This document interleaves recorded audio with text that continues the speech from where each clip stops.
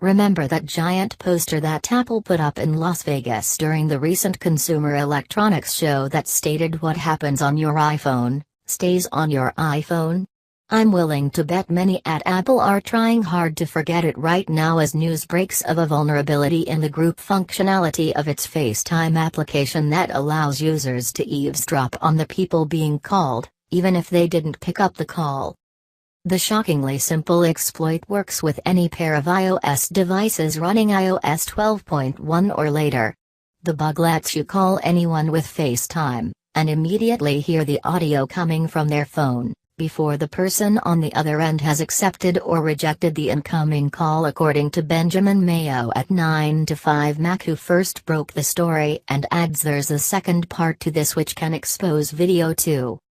The exploit really is stupidly easy to pull off, essentially just requiring the caller to add their own number while a call is dialing in order to start a group chat that includes themselves and the audio of the person being called.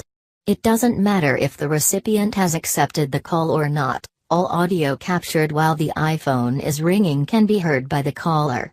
If the recipient presses the power button from the lock screen, used to accept or reject the incoming FaceTime chat, then video is also sent to the caller.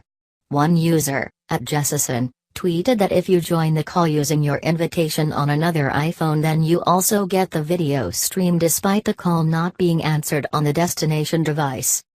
What's more, the bug isn't limited to iPhone users, and if the recipient is using a Mac, then, as it rings for a longer default than a handset, the eavesdropping can potentially continue for a longer period.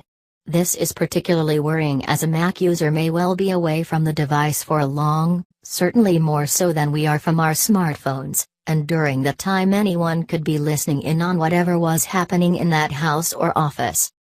So, what do you need to do now? The good news is that Apple has responded by temporarily suspending the group FaceTime functionality until a permanent fix can be rolled out. An Apple spokesperson told BuzzFeed that a fix will be released in a software update later this week.